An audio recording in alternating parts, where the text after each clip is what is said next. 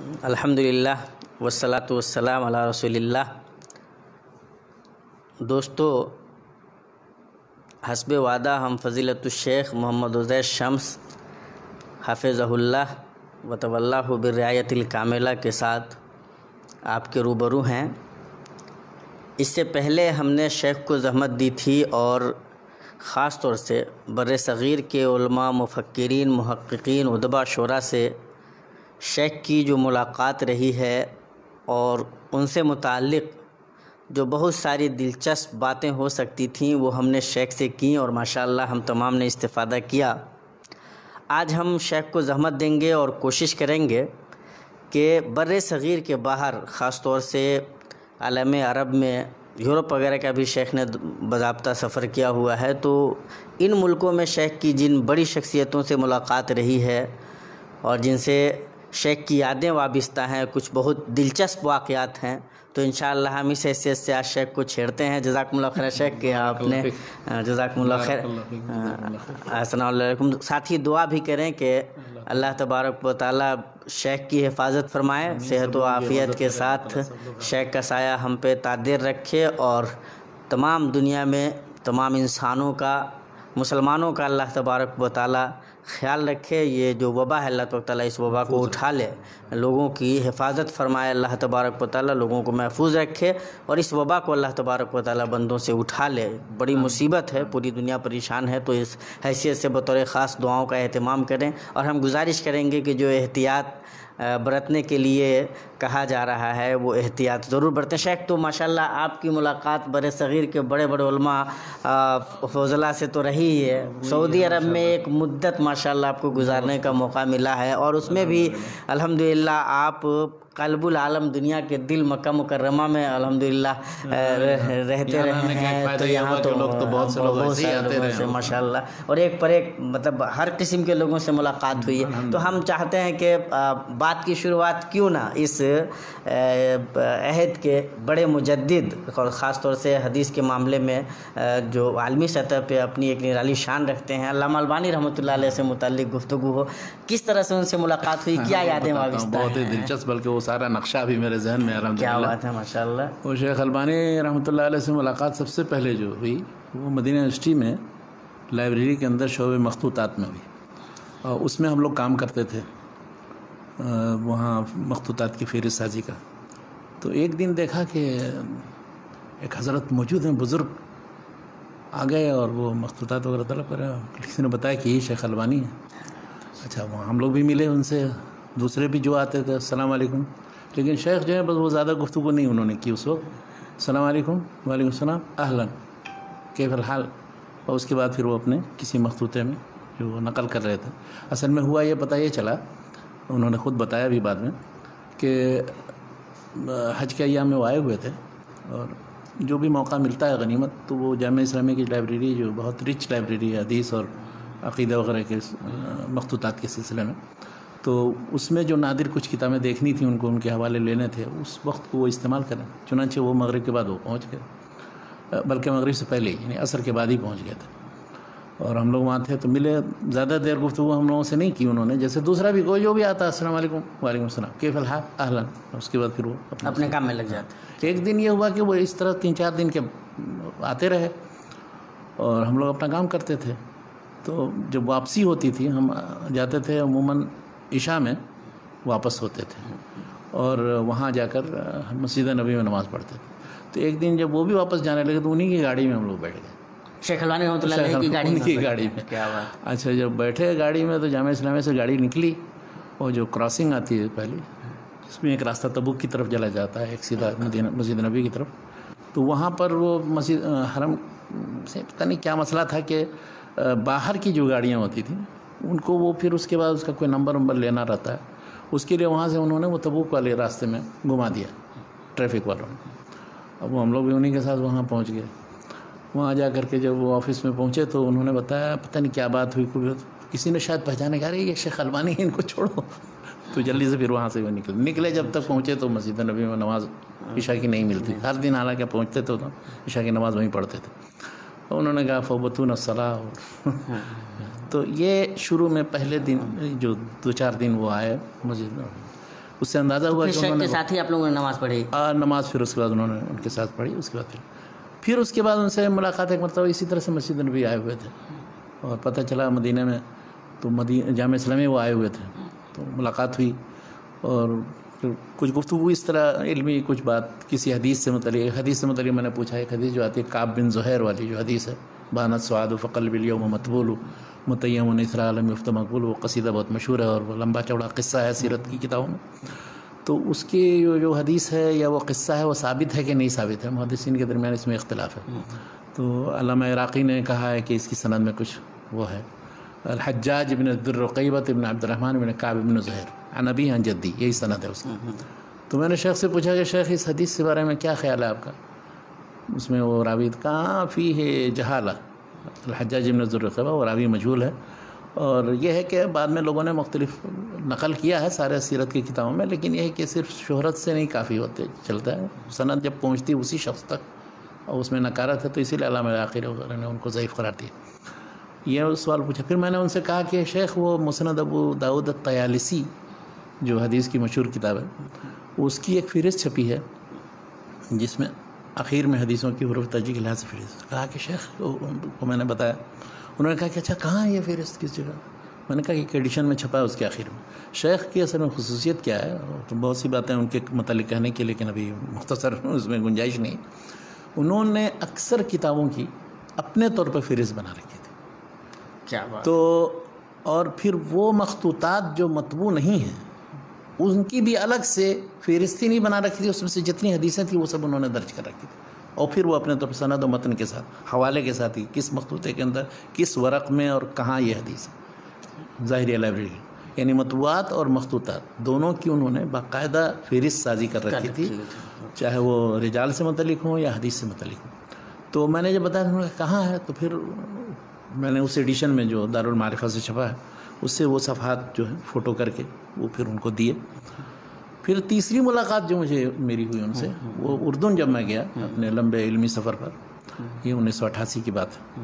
تو وہاں گیا تو ایک بار فون کیا ان کو تو پتہ چلا کہ وہ تو اچھا ٹھیک ہے ملیں گے فلاں مسجد میں آ جاؤ، مسجد الحملان ہے پہاڑی کے اوپر.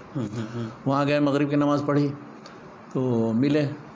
کہا وہ میں بھول گیا تھا کہ میں مدعو ہوں ایک جگہ ایک دعوت میں، تو یا تو یہ کرو کہ صبح کل ملو فجر کے بعد گھر پر آ جاؤ اور یا پھر یہ کہ میرے ساتھ چلو اگر ادھر جانا ہے. تو میں نے پھر اب وہ وہاں کے اردن کے لوگوں کو میں نے دیکھا اتنے کریم اور مہمان نواز.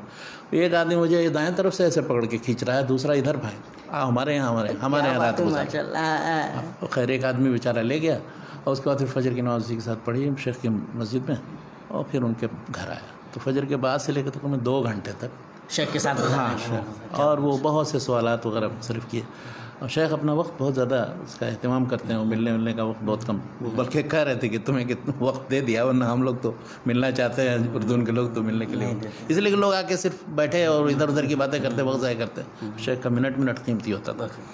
لیکن ان سے اس وقت بھی میں نے بہت سے سوالات کیے.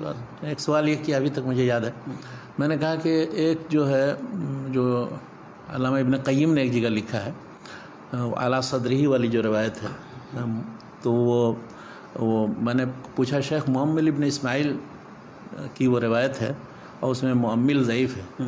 تو انہوں نے دیکھیے کیا جواب دیا. انہوں نے یہ کہا معمل علی وزن محمد، یعنی معمل تم کہہ رہے ہو وہ غلط ہے، معمل ہے. اور اس کے بعد پھر میں نے پوچھا کہ ابن قیم نے اس حدیث کو ضعیف قرار دیا ہے تو پھر اعلیٰ صدری والی روایت کیسے صحیح؟ وائل ابن حجر کی روایت. تو انہوں نے کہا کہ وائل ابن حجر کی یہ روایت ابن قیم نے کہی کہ یہ ضعیف ہے، اگرچہ ابن خزیمہ میں اور دوسری کتابوں میں محمد ابن اسماعیل کی وجہ سے، لیکن چونکہ اس کے متعلق اور دوسری روایتیں ہیں، عطا کی مرسل ہے اور دوسرے لوگوں کی، تو اس سے پھر اس کی تقویت ہوتی ہے. پھر اس کی ایک دوسری روایت جو انہوں نے بتائی مسند احمد میں، اچھا یہ سب انہوں نے اپنے حفظ سے یہ اندازہ ہوا مطلب کسی کچھ دیکھا کچھ اب اس نے تو انہوں نے پھر بتایا کہ ایک روایت جو اس میں حلب الطائی کی حدیث ہے وہ مسند احمد میں وہ حدیث حسن ہے اور دوسری چیزیں. تو اس سے اندازہ یہ ہوا کہ بہت ہی مستحضر ان کا علم، اور وہ مطلب یہ نہیں کہ وہ چیزیں یاد صرف کتابوں میں ہو، ایسی بات نہیں، یاد نہیں مطلب باضابطہ یاد رہتی ہیں بالکل وہ چیزیں. یہ نہیں کہ عام طور پر حدیث اور رجال کے لوگوں سے پوچھے تو کہیں ہاں ٹھیک ہے اور کچھ کہہ دیں گے لیکن یہ باقاعدہ دقت کے ساتھ اچھا سب سے طویل جو ملاقات ہوئی ہے تو وہاں اردن میں ایک بار وہ مکے آئے ہوئے تھے، اس وقت ہم لوگ مکے میں پڑھتے تھے، تو مکے میں وہ ان کے داماد ایک رہتے تھے رضا ناسان موتی اوالی محلے میں، تو وہاں آئے ہوئے تھے، تو ڈاکٹر عبدالعلیم بستوی مرحوم نے وہ جمعہ کے دن نماز ہم نے پڑھی حرم میں، اور انہوں نے کہا کہ آؤ چلو ساتھ میں ایک جگہ چلتے ہیں، میں نے کہا کہاں؟ کہا وہ شیخ البانی آئے ہوئے ہیں اور انہوں نے کہاں چلیں گے مجلس اوالی میں، گئے ساتھ میں، وہاں بیٹھے تو وہ جو جمعہ کے بعد پہنچے اس وقت سے عشاء کے بعد تک 8-9 گھنٹے تک مستقل مجلس رہی، کیا بات، اور لوگ مختلف طلباء اور اساتذہ اور سارے سب جتنے تھے وہ پوچھتے تھے ان سے سوالات، تو اس وقت اندازہ مجھے یہ ہوا کہ شیخ کا علم واقعی اتنا مستحضر ہے اور بالکل اطمینان سے جواب دیتے ہیں، ماشاء اللہ کچھ نہیں، بلکہ یہاں تک ایک بات مجھے یاد ہے کہ ایک شخص نے بہت ہی جوش میں آ کے پوچھا، شیخ حافظ ابن حجر نے فتح الباری میں یہ لکھا ہے اس مسئلے سے متعلق، آپ نے اس کے خلاف لکھا، انہوں نے کہا انت واہم، یہی لفظ کا انت واہم، اذهب وتعال جب الکتاب، تو وہ جوش میں تھا، اعلیٰ فتح الباری نکالا پڑھنے لگا، میں کہا تو جو اس نے لکھا ہے انہوں نے وہی تو میں نے بھی لکھا ہے اس کتاب کے اندر، کیا ہمارے اور ان کے درمیان اختلاف کی بات، تو وہ چپ ہو گئے۔ ماشاء اللہ۔ تو اس مجلس میں مجھے اندازہ، اچھا لوگ طرح طرح کے سوال کرتے تھے، حدیث سے متعلق، فقہ سے متعلق اور دوسرے مسائل سے متعلق، اور شیخ بالکل اطمینان سے بولتے تھے، وہ جو آتا ہے صفت وہ رسول اللہ صلی اللہ علیہ وسلم کے گفتگو کے بارے میں کہ وہ یعنی ان کی گفتگو چاہے کوئی نوٹ کرنا چاہے تو نوٹ کر سکتا تھا، تو اسی طرح ان کو میں نے دیکھا کہ آرام سے گفتگو کرتے تھے، اگر چاہے تو کوئی شخص تیزی کے ساتھ لکھنے والا تو وہ اس کو آرام سے لکھ سکتا تھا اور اس کو مدون کر کے شائع کر سکتا تھا۔ یہ لمبی مجلس جو 8-9 گھنٹے کی جو مجلس ہوئی، وہ مجلس بہت ہی مطلب دلچسپ اور بہت ہی یادگار۔ ابن حجر رحمۃ اللہ علیہ سے متعلق سوال کا جواب شیخ نے دیا، اس کے بعد پھر لوگ طرح طرح کے سوال کرتے تھے، آپ نے کوئی سوال کیا؟ مجھے یاد نہیں ہے کہ میں نے کوئی سوال کیا، لیکن اس دن تو اتنے لوگ تھے ماشاءاللہ کہ سب، اور کوئی ایک آدمی واپس نہیں گیا جہاں تک کہ مجلس ختم نہیں ہوئی، وہیں چائے پی رہے ہیں، وہیں کھانا کھا رہے ہیں، وہیں اس کے بعد تو الحمدللہ اس طرح کی کئی مجلسیں جو ہوئیں، اور شیخ کی تاثر تو کتابوں سے ہم لوگوں نے زیادہ استفادہ کیا ہے، اور ایک زمانے میں تو ان کی ایک کتاب پوری پڑھ ڈالتے تھے، اور اس کے بعد لیکن پھر یہ اندازہ ہوا کہ شیخ نے جو اتنی محنت کی ہے وہ دراصل وقت کو انہوں نے کام میں لایا، کافی ایمانداری سے اور بہت ہی ٹیکنیکلی، یعنی انہوں نے مرتب انداز فہرست بنا کر کے ایک ایک جو ناپید کتاب تھی ان سب کا پتہ کر کے چھان بین کر کے وہ ساری حدیثیں، اب کہیں اگر پھر اس کے بعد دوبارہ اسی موضوع سے متعلق یا اسی حدیث سے متعلق کوئی گفتگو کرتے ہیں کسی جگہ اور پچھلی تحقیق کے خلاف ہوتے تو اس کا باقاعدہ اعتراف کرتے کہتے کہ وہ فلاں جگہ جو میں نے لکھا وہاں مجھ سے ہو گیا غلطی ہوئی۔ کیا بات؟ اچھا کچھ لوگ اس کو سمجھتے ہیں کہ یہ دیکھیے یہ سب تناقضات ان کے یہاں ہیں، حالانکہ ایک شخص اگر ایک بات اجتہاد سے کہتا ہے اور بعد میں وہ بدل لیتا ہے اس اجتہاد کو دلائل کی بنیاد پر، تو اس کو تو منصف کہا جائے گا بجائے اس کے۔ تو تحدیث نعمت کے شوق طور پہ شیخ میں نے بھی اپنا جو فضیلت کا مقالہ لکھا تھا تو علامہ البانی رحمۃ اللہ علیہ، ماشاءاللہ ماشاءاللہ بہت اچھا، تو شائع کیجیے نا اس کو، وہ اس قابل نہیں ہوگا کہ اس کو شائع کیا جا سکے، بچپنا تھا میرا، لیکن یہ ہے کہ مطلب ایک جو محبت ہوتی ہے خاص طور سے وہ رہی ہے الحمدللہ، اور جو تفصیلات ان کی زندگی سے متعلق سامنے آتی ہے، تواضع، وقت کی پابندی، ظاہریہ لائبریری میں ہوتے تھے، اور مطلب لوگ بتاتے ہیں کہ وہ آتے تھے اور لوگ سلام کرتے تھے تو وہی کیفیت ہوتی تھی، زیادہ گفتگو نہیں کرتے، وہ آپ پوچھیں گے کہ وہاں اور کیا گفتگو تھی، کچھ نہیں، اس لیے کہ وہ اپنے خود لکھنے پڑھنے لگے رہتے تھے، مطلب لوگ آ رہے ہیں سلام کر رہے ہیں، وعلیکم السلام، اہلاً، بس اتنا ہی، اس کے بعد اپنے کام میں وہ لگ جاتے تھے۔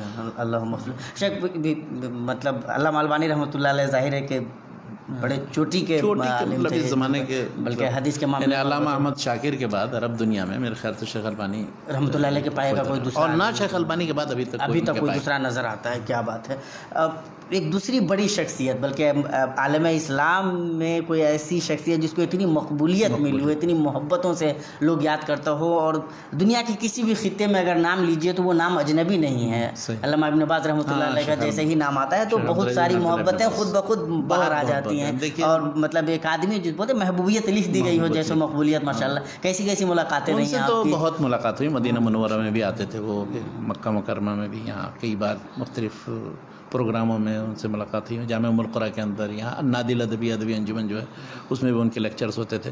ان سے متعلق بلکہ ان کے گھر بھی گئے تو ریاض میں بدیعہ میں ان کا پرانا مکان تھا, وہیں بغل میں ان کی مسجد تھی.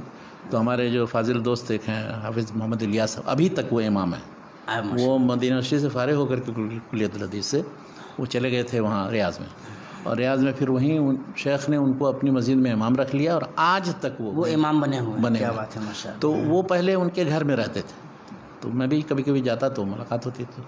تو شیخ کا معمول یہ تھا کہ کوئی بھی نووارد ہو ان سے ملنے کے لیے آئے تو دوپہر کے کھانے کا وقت ہے یا صبح ناشتہ یا کچھ, عموماً چھٹی کے دن میں, تو وہ پھر وہ ساتھ میں کھلاتے تھے کھانا. آفس میں کوئی بھی گیا تو تقدم آنا کر کے اس کو پکڑ کے لے آتے تھے. تو وہاں جب ان کے گھر گئے تو اس وقت دوپہر ملاقات ہوئی, اور سب سے توجہ سے ملتے تھے. جب دیکھیے نابینا ہے, لیکن یہ ہے کہ کوئی ملنے کے لیے آیا پوچھتے کیا ہے, تم کیا کرتے ہو, کیا غرض ہے, اس کے بعد ہر ایک کی غرض پوری کرنے کی کوشش. بلکہ وہ تو پہلے کوئی بھی کسی غرض سے آتا تھا, یہاں کی مشکلات بھی, اقامہ سے متعلق کچھ, وہ سب بھی لکھ دیتے تھے اوپر. علمی ہی نہیں اور دعوتی امور سے متعلق نہیں, دینی نہیں, وہ ہر چیز. تو بعد میں لوگوں نے کہا کہ اتنا مت آپ لکھا کیجئے, مطلب ایسی چیزیں جو نظامی امور سے متعلق ہیں وہ اپنی جگہ رہنے دیں, آپ اپنے دعوتی اور علمی کاموں سے متعلق. بہرحال ان کو تھوڑا سا, لیکن بہرحال وہ شیخ جو تھے ہر ایک کے لیے خیر کا جذبہ رکھتے تھے. اسی لیے آپ دیکھیے بہت سے لوگ مخالف ہیں, لیکن ان کے بارے میں سب تقریباً رطب اللسان ہیں. جس نے بھی ایک بار بھی ملاقات کی ہوگی تو اندازہ ہوگا کہ وہ شیخ ابن باز کس طرح کے, یعنی ہر ایک کے بارے میں پوچھنا, مختلف لوگوں کو نصیحت کرنا, کسی کے اندر کوئی اگر کوتاہی بھی ہے تو اس کی بھی اصلاح کرنے کے لیے کچھ کہنا, اس کو بتانا. یہ نہیں کہ سکوت کرنا ہو خاموشی کے ساتھ, ہاں, مگر یہ ہے کہ دل آزاری نہیں ہو اس کی, یہ طریقہ ان کا تھا. مختلف جماعتوں سے متعلق ان لوگوں نے بہت مطلب کوشش کی کہ کچھ فتویٰ لکھ کے دے دیں, وہ سخت قسم کا, لیکن انہوں نے نہیں دیا بعض جماعتوں کو. نصیحت ہمیشہ کرتے تھے ان لوگوں کو, ان کی چیزوں, غلط چیزوں پر تنبیہ بھی کرتے, لیکن ابھی کوئی فتویٰ وہ استعمال کرے کوئی کہ اس جماعت کو برا بھلا کرے. جو بھی دین کا یا اسلام کا کسی بھی شعبے میں کوئی کام کر رہا ہے اچھا, تو اس کو سراہتے تھے, مدد کرتے تھے. کہیں کسی جگہ کوئی مدرسہ قائم کر رہا ہے, کوئی مسجد بنا رہا ہے, افریقہ کا ہے, یورپ کا ہے, امریکہ کا ہے, ایشیا کا ہے, کسی بھی جگہ لوگ آتے تھے, ان سے مشورہ کرتے تھے, ان کی ہر طرح مدد کرتے تھے. کیا یہ ان کا. اور فتویٰ کے میدان میں تو خیر وہ تھے ہی, جو ان کے فتووں کے مجموعے دیکھیے پورے سب آئے ہیں کتنی جلدوں کے اندر. تو مطلب شیخ بے نظیر شخصیت تھی. ایک بار ہم گئے وہاں ان سے ملنے کے لیے, کئی بار جاتے تھے ان کے گھر. تو مولانا شمس اللہ غزنوی آبادی کے پڑ پوتے ایک تھے, عبدالرقیب بن عبد الباسط بن محمد ادریس بن شمس الحق, پڑ پوتے, ریاض میں تھے, آرکیٹیکٹ تھے. تو اس وقت مولانا شمس اللہ غزنوی آبادی کی کتابیں ہم لوگ دوبارہ چھاپنا چاہتے تھے, تو مقدمہ غایۃ المقصود تیار کر کے لے گئے. اچھا, شیخ سے گفتگو ہوئی, بتایا, کہاں تھا ابن حفیظ الشیخ شمس اللہ غزنوی آبادی.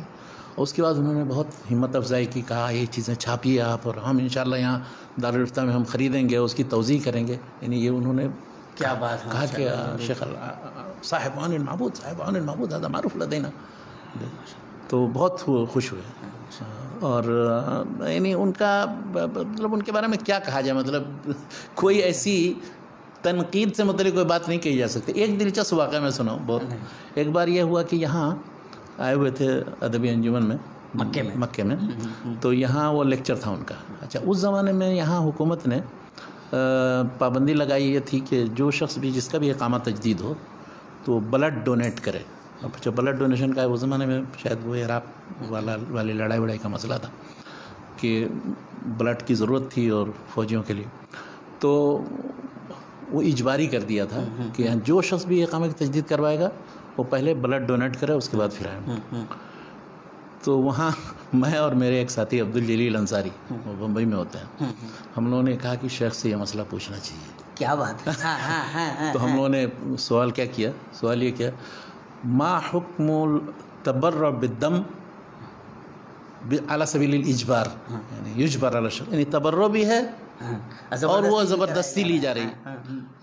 تو شیخ سے جو انہوں نے پوچھا, تو شیخ نے کہا هذا لا يجوز, ایسے ہی وہ. اچھا, وہاں جو ڈاکٹر سب تھے وہ ان کو سمجھانے کی کوشش کرتے کہ شیخ یہ مسئلہ یہ ہے کہ خون کی ضرورت ہے اور بلڈ بینک میں جمع رہتا ہے، اور وہاں جو کہیں کسی جگہ زخمی ہوتا ہے اس کو ضرورت پڑتی ہے، وہ اس لیے کہا لے جو یعنی وہ انکار کرتے رہ گئے۔ اچھا اس کا نتیجہ کیا ہوا سنیے، یعنی اس طرح کی معمولی باتوں کا بھی اثر ہوتا تھا۔ کچھ ہی دنوں کے بعد، تقریباً ایک ہفتے کے اندر ہم لوگوں نے خبر سنی کہ یہ اب اجباری نہیں رہ گیا۔ کیا بات ہے، مطلب اختیاری ہے، جو شخص دینا چاہے دے، نہیں تو کوئی بات نہیں ہے، یہ مطلب اس کے ہم لوگ خود شاہد ہیں۔ کیا بات ہے، مطلب شیخ کا اتنا اثر بھی تھا ماشاء اللہ، کیا بات ہے الحمدللہ۔ مطلب شیخ کے بارے میں تو بہت لمبی گفتگو ہو سکتی ہے، تو لوگوں نے بہت کتابیں لکھی ہیں ان کے بارے میں، آپ اپنی یادوں سے، لیکن یہ ہے کہ اکثر لوگوں نے عام طور پر ان کی مجلسیں جیسے وہاں پڑھنے کا وہ اہتمام کیا، ہم لوگوں کو اس طرح کی مجلسیں نہیں ملی، اس لیے کہ مکے میں وہ آتے تھے، حج کے ایام میں آتے تھے، ان کے دروس وغیرہ ہوتے تھے، ہم لوگ اپنے کام میں مشغول رہتے تھے، تو اس طرح ان کے مجالس بہت زیادہ نہیں پائے۔ لیکن جو ملاقاتیں ہوئی ہیں ریاض میں، مکے میں، مدینہ میں، سب سے اندازہ یہ ہوا کہ ایک مرتبہ یہاں آئے تھے مکے میں، تو ام القرى یونیورسٹی میں انہوں نے اپنی داستان، ان سے کسی نے پوچھا کہ شیخ یہ آپ نابینا پیدائشی نابینا ہے؟ کہا نہیں، میں پیدائشی نابینا نہیں ہوں، تقریباً 12-14 سال کی عمر تک آنکھیں تھیں، اور الحمدللہ مطلب بہت کچھ میں نے پڑھا اس وقت۔ پھر اللہ تعالیٰ نے چونکہ دیا، دیکھیے کس طرح گفتگو کرتے ہیں لوگ، ہم لوگوں کی طرف سے کہ واویلا کرنا شروع کرتے ہیں کسی مصیبت میں، کہا اللہ تعالیٰ نے یہ دی تھی ہمیں، پھر اللہ تعالیٰ نے لے لی، تو اللہ نے ہی دی تھی، اللہ نے لے لی، تو کوئی اس میں اللہ تعالیٰ مطلب ہمیں صبر کی توفیق دے اس پر، اور پھر اس کے بعد یعنی جو کچھ بھی اللہ تعالیٰ نے دیا سب اس کی نعمت ہے، تو دوسری نعمتوں کا ذکر کر رہے ہیں بجائے اس کی کہ آنکھ کے چننے کا غم اور افسوس۔ کیا بات ہے، تو ہم لوگ بہت زیادہ متاثر ہو گئے، دیکھیے واقعتاً بہت متاثر ہونے والی بات بھی ہے۔ یہ کسی بھی مجلس میں کسی شخص سے پوچھ لیجیے جس نے بھی شیخ البانی سے ملاقات کی، شیخ ابن باز سے ملاقات کی، تو وہ مطلب منفرد قسم کے اور بے نظیر قسم کے آدمی تھے، اسی لیے اللہ تعالیٰ نے بہت مقبولیت دی تھی۔ بر صغیر کے لوگ ہوں یا امریکہ یورپ کے ہوں، سب آتے تھے اور سب ملتے تھے اور سب اپنی باتیں کرتے تھے، اور سب کی باتوں کو سن کر کے وہ باقاعدہ، یہ نہیں کہ سب کو ٹال دیا، سب کا مسئلہ حل کرنے کی کوشش کی، جتنا ان کے بس میں ہوتا تھا وہ کرتے تھے، یا پھر اچھے مشورے دیتے تھے ان کو، اور ان کی ہر طرح مدد کرتے تھے۔ بلکہ بعض لوگوں نے یہاں تک کیا کہ اب شیخ کے پاس مثلاً کہ شیخ وہ ادارہ ہے، اس کے لیے کچھ آپ توصیات دے دیجئے، کچھ تو توصیت تو سب دے دیتے تھے۔ ایک بار ایک صاحب آئے، انہوں نے کہا کہ ایسا ہے کہ شیخ قرض حسن دے دیجیے، قرض حسن دے دیجیے، ہاں، تو انہوں نے پھر دے دیا، کچھ پتہ نہیں جتنا بھی کچھ رقم دے دی، بڑی رقم ہے۔ اب دوسرے سال وہ آیا تو شیخ قرض لوٹانا ہے آپ کو، تو آپ کچھ توصیات دے دیجئے کچھ محسنین کے نام، تو وہ لے کر کے اب اس کے بعد پھر آپ کو لوٹا دیں گے۔ تو چنانچہ توصیہ بھی لکھ کے دے دیا، پھر جب وہ پیسے لے لو بجائے لوٹانے کا گئے جائیے اس کو بھی استعمال کیجیے آپ اپنے۔ کیا بات ہے، تو ایسے آدمی اللہ تعالیٰ مغفرت کرے، مطلب ان کی نظیر تو مطلب میں نے کہیں دیکھی ہی نہیں پوری زندگی، اور نہ شاید کسی نے جس نے بھی دیکھی ہوگی ان لوگوں جیسے شیخ البانی کی نظیر نہیں ہے حدیث کے میدان، ویسے ان کی نظیر نہیں۔ تو کہا جاتا ہے شیخ کہ ایک طرف حدیث کے معاملے میں شیخ البانی رحمۃ اللہ علیہ تھے، دوسری طرف عقیدہ اور اس سے متعلقات کے معاملے میں، اور مطلب اوور آل ایک بحیثیت عالم دین اور پوری امت کا غم جو ہوتا ہے دل میں سینے میں لیے ہوا ایک آدمی ہو، تو اس معاملے میں ابن باز رحمۃ اللہ علیہ بے نظیر شخصیت کے مالک تھے۔ اور تیسری شخصیت فقہ اور مطلب کے معاملے میں شیخ صالح العثیمین رحمۃ اللہ علیہ کی تھی، تو ان سے بھی آپ کی؟ ان سے بہت زیادہ ملاقات نہیں ہوئی، وہ آتے تھے مکے، ہمیشہ درس دیتے تھے، ان کو آتے جاتے دیکھتے بھی تھے، بیٹھتے بھی تھے کبھی دروس میں، لیکن تو ان سے بہت زیادہ ارتباط نہیں تھا، یعنی جس سے شیخ البانی یا شیخ ابن باز سے بہت مرتبہ ملاقاتیں ہوئیں، تو ان سے بہت زیادہ ملاقاتیں ہوئیں۔ عام طور پر یہاں آتے تو ان کا درس ہوتا تھا اور لوگ سوال جواب کرتے تھے شیخ محمد صالح العثیمین، ہاں، ان سے عموماً تو ان مجلسوں میں بیٹھتے تھے، تو جیسے دوسرے لوگوں نے استفادہ کیا ویسے ہم نے بھی استفادہ کیا، تو جیسے کچھ یاد ہو کبھی؟ کچھ خاص یاد نہیں، اس لیے کہ ان سے جس نے بھی استفادہ کیا ہے، اگر وہ وہاں بریدہ قسیم میں جا کر کے ان کے یہاں ان کی مسجد میں جس نے پڑھا ہے، ان کے زیر نگرانی جو رہا ہے، وہاں کے باقاعدہ اس کو صحیح ان کے معمولات کا چیزوں کا پتہ ہے، یعنی ہم لوگوں کو جو کچھ بھی معلوم ہے ان کے بارے میں سب نقل ہے یا لوگوں نے بیان کیا، اور وہ بڑے عابد و زاہد قسم کے آدمی تھے۔ ان کو کتنی مرتبہ یہاں کے عمرا اور حکام نے ان کو مطلب گھر دینے کی کوشش کی، اور دوسری چیزیں، تو شیخ نے کہا کہ اب یہ بہت مشہور واقعہ ہے، تو شیخ نے کہا، پوچھا کہ وہ کہا نہیں وہ میں نے وہ بنانے کا ارادہ کر لیا ہے وہاں، بلکہ بنا لیا ہے، ایسے کچھ کہا، ریزرو ہے فلاں جگہ کے بعد کسی منطقہ کے بعد۔ اچھا وہ شاید اس امیر نے سمجھا کہ ہاں واقعی انہوں نے گھر بنا لیا ہے، تو اب وہ دوسرا گھر کیا دیں گے، تو جب زیادہ تحقیق کی تو پتہ چلا کہ وہ قبرستان کی طرف اشارہ کر رہے ہیں کہ اس قبرستان میں میں نے گھر بنا لیا ہے اور وہاں پر مجھے منتقل ہونا اصل جو ٹھکانہ ہے، اس لیے اس دنیا میں گھر اور کی ضرورت نہیں. یہ مقصد تھا ان کے کہنے کا، جس نے سمجھا بعد میں، پھر بعد میں لوگوں نے بتایا. تو یہ لوگ تھے جن کی روشنی ظاہر ہے. تو اچھا، ان کی خصوصیت یہ تھی شیخ محمد بن صالح العثیمین کی، آپ عام طور پر دوسری کتابیں سب پڑھیں تو خالص علمی اسلوب میں، تحقیقی اسلوب میں لکھی جاتی ہیں جس سے عوام استفادہ نہیں کر سکتے. صحیح. ان کے دروس کی خصوصیت یہ تھی، یہ شاگرد تھے عبدالرحمن بن ناصر السعدی کے. تو جیسے عبدالرحمن ناصر السعدی نے تفسیر میں، حدیث میں، فقہ میں اور دوسرے سارے فنون عقیدہ وغیرہ کو ایک دم آسان انداز میں پیش کر تاکہ بالکل عوام سمجھ جائیں. کیا بات ہے. ابتدائی طالب علم بھی سمجھے. چنانچہ ان کے درس میں سب استفادہ کرتے تھے. ان کی ساری کتابیں، فقہ کی کتاب ہو یا عقیدے کی ہو، وہ سب اس سے استفادہ کرتے ہیں آسانی سے. سب سے آسان کتاب ان علوم فنون کو پڑھنے کی جو ہے، اسلامی علوم فنون کو موجودہ دور میں اگر کسی نے تیار کی تو وہ شیخ ابن محمد بن صالح العثیمین رحمۃ اللہ علیہ. کیا بتاؤں، خاص طور سے جو طلبہ ہیں یا مطلب ان کو ان کی کتابیں باضابطہ علوم شریعت کے طالب علم نہیں، اگر وہ استفادہ کرنا چاہتے ہیں تو بہت مطلب کوئی بھی کتاب اس کی انہوں نے شرح کی ہے. اچھا، شرح میں وہ فوائد بیان کرتے ہیں بہت سی جگہ. ایسا بھی نہیں کہ بالکل وہ مؤلف کی ہر چیز میں مطابقت کریں، مخالفت بھی کرتے ہیں. مثلا روض المربع کی جو شرح ہے وہ فقہ حنبلی کی کتاب ہے، لیکن ان کی شرح فقہ حنبلی نہیں ہے. کیا بات. وہ باقاعدہ کتاب و سنت کی روشنی میں جو دلائل اس کے ہیں وہ دیتے ہیں، اور مؤلف کی اور مذہب کی بھی مخالفت کرتے ہیں. کیا بات. حتیٰ کہ حدیث کی شرح وغیرہ جب کرتے ہیں کبھی تو یہ بھی جرات کبھی کبھی کر جاتے ہیں کہ مثلا صحیح مسلم کی کوئی حدیث ہے تو اس کے بارے میں کہتے ہیں یہ کچھ اس میں ہے، وفی نفسی من شیء. وہ جو حدیث جو بہت مشہور جساسہ والی حدیث ہے اور دجال والی حدیث ہے کہ وہ گیا تھا ایک جزیرے میں، وہاں دیکھا جب دجال کو، ایسا دیکھا ہوگا. تو صحیح مسلم کی حدیث ہے، مگر اس کی شرح کرتے انہوں نے شیخ نے ایک مجلس میں یہ کہا کہ یہ ہے تو صحیح مسلم ہے لیکن وفی نفسی من شیء. کیا بات. تو مطلب جرات تھی ان کے اندر اور شجاعت تھی. اور پھر یہ ہے کہ علم کی بنیاد پر گفتگو کرتے تھے، دلائل کی بنیاد پر گفتگو کرتے تھے، کسی سے مروبیت نہیں تھی. اور متواضع اتنے تھے کہ طلبہ اور سب کو اپنے ابناء کی طرح سے، بیٹوں کی طرح سے مانتے تھے. کیا بات. ان کے لیے رہنے کا انتظام، کھانے کا انتظام، پڑھنے پڑھانے کا انتظام، ان کی ضروریات کا اہتمام. تو جتنے وہاں سے پڑھ کے گئے ہیں بریدہ اور قصیم سے ان کے، اور دنیا کے مختلف علاقوں میں، ان میں سے کسی سے پوچھے تو بتائیں گے کہ کیسے تھے شیخ ہمارے. کیا بات. ہم لوگوں نے تو بس ایسی کبھی ہم لوگ جو مطلب کتابوں میں پڑھتے ہیں تو اس سے تو بہرحال اندازہ ہوتا ہے. اچھا، ان لوگوں کو دیکھ کے اندازہ ہوتا ہے کہ ہمارے سلف کیسے رہے ہوں گے. کیا بات ہے. یہ سب نمونے سلف ہیں.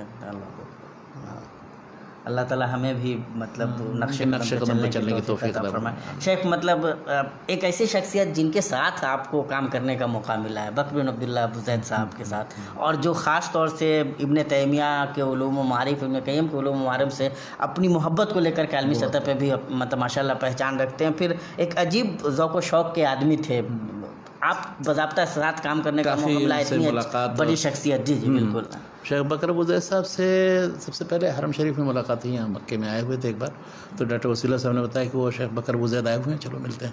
وہاں ملے، تھوڑی گفتگو ہوئی، الیکسرے کو کیا کرتے ہو نہیں کرتے ہو برابر. اس کے بعد پھر شیخ کبھی کبھی فون کرتے تھے. اچھا، ان کا فون صرف 2 منٹ یا 3 منٹ کا ہوتا تھا، اس سے زیادہ نہیں. اچھا، وہ خود فون کرتے تھے. خود فون کرتے تھے. کیا بات ہے. اس وقت موبائل ہوتا نہیں تھا، گھر کا فون ہوتا تھا، تو گھر میں کبھی کبھی ان کا فون آتا، لیکن 2 منٹ 3 منٹ سے زیادہ. کسی علمی مسئلے میں یا کسی کتاب کے بارے میں، کسی ہندوستانی مصنف کے بارے میں کوئی بات کچھ بتائی، استفسار کیا، بس ہو گیا.